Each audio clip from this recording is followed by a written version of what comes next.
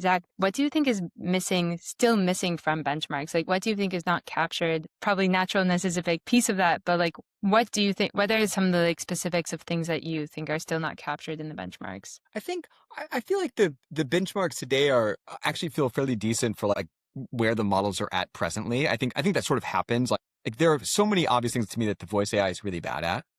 When you said just a moment ago about like it's off by just a beat, and like one of my inner tests I think for when I'll know that we've achieved sort of human level voice AI is when they back channel perfectly, because back channels are a great example of like they're either exactly correct and on the mark or they're awkward.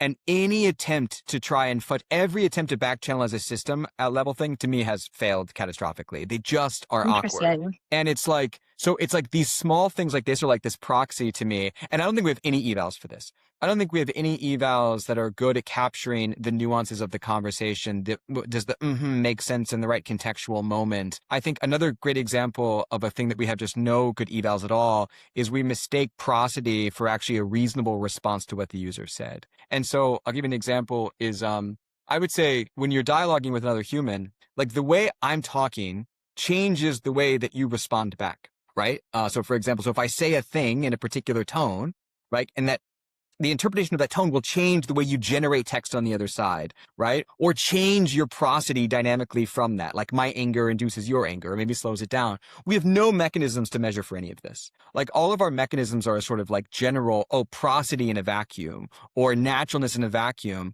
But the truth is that like, why do these things start to feel awkward and flat and robotic over time? Well, it's because like we don't have great ways of understanding this and measuring this. So I think this is like there's this very long tail of interesting problems that I think because we don't know how to model it, we haven't really bothered with the eval side, which kind of makes sense. 2026 is the year of trying to tackle some of these things. And so I think we're going to need brand new evals that just right now do not capture at all, I think, some of the things where if you were to give it to a human, why does it feel wrong?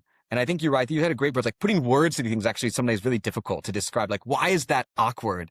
Is sometimes I think a really hard thing to do. Yeah, totally. And I think that's exactly where, especially if you're on the frontier of these models, figuring out what are we even trying to do, what's even possible, like what does it feel like to be speaking to these models? You know, the human existence can't be captured in like test-driven development. And I don't think that's like even the purpose of evals. I think the purpose of evals is like how can you quantify something that was working or should be working and use that as a communication way of being very discreet, especially at scale.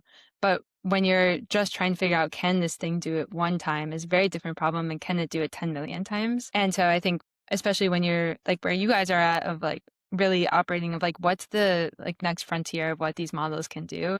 I think first figuring that out and then taking that and distilling it and saying, okay, how do we preserve that capability while also continuing to push that frontier? What do you think, Quinn? Yeah, I mean, I think it's really exciting how you've put the pieces together, Zach, to kind of get us another level of, fast, smart model. And it's the first speech to speech model that I feel like really does compete head to head against the transcription LLM voice generation 3-layer stack. So that's super exciting. And I totally agree with Brooke that figuring out like how to build a good cross-model benchmark and then really good application specific massive simulation evals feels like the next unlock that those of us at the kind of framework level can keep working on in 2026.